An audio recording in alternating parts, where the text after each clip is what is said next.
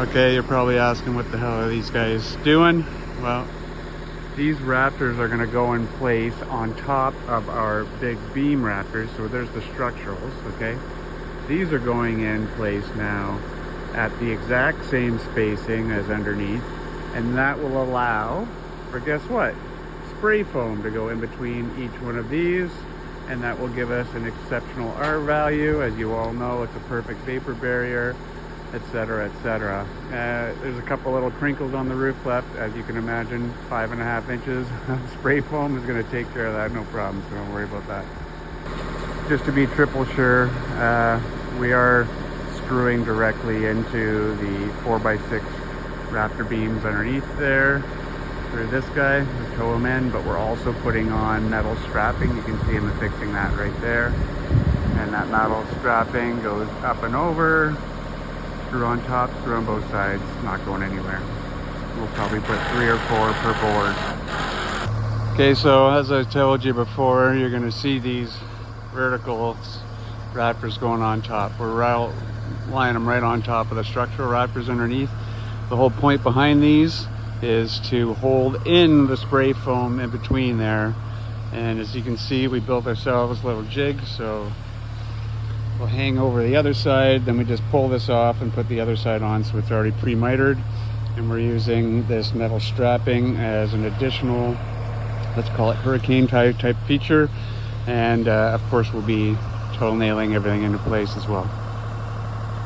There you go, so now you can see why we put that extra little, let's call it a bird's mouth or jig on the other side, so that we hung these all the way across, got them exactly where we wanted. Line them up with the lower big structural rafters, and now we'll tie them in. Okay, so now you can see how we've done each one of these. We have some essentially throwaway boards at the bottom, just to make sure that when they're spraying the foam that nothing runs off the bottom. Once everything's dried off, we'll just cut the bottom there and pull out that, and then cut all our handlebar rafters there, and then we'll put in our proper fascia board, which will be quite attractive.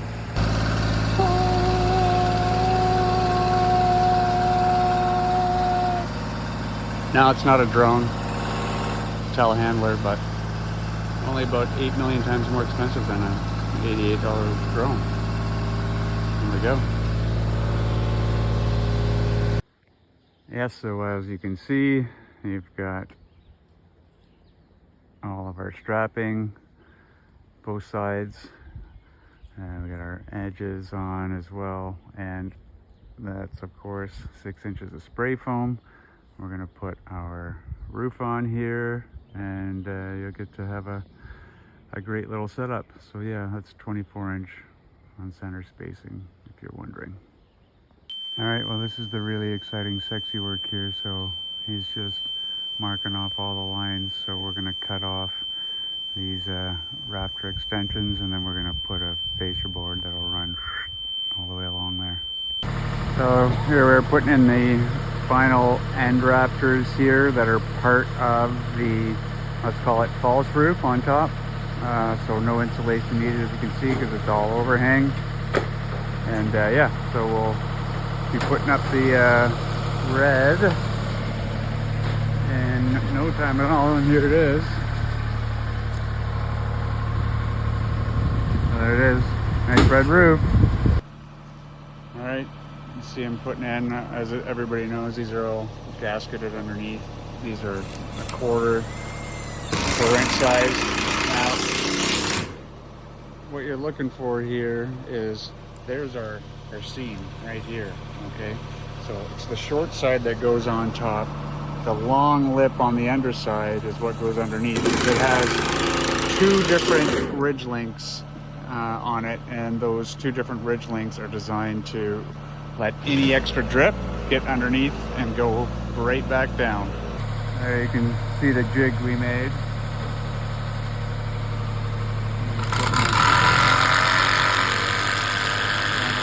ribs in there, and the jig's obviously designed so it holds each piece of roofing perfectly flush at the bottom, and that way we know we got everything dialed.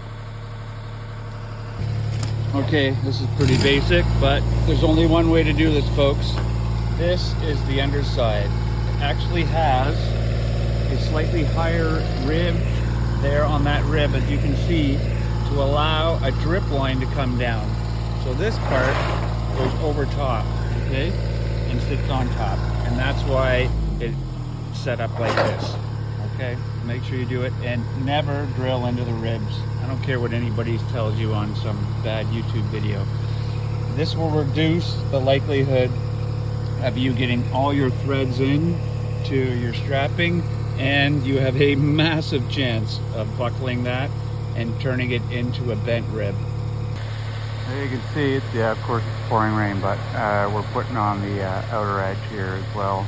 So that lifts over the inside and gives you a nice drainage, and make sure all that strap and everything's covered up.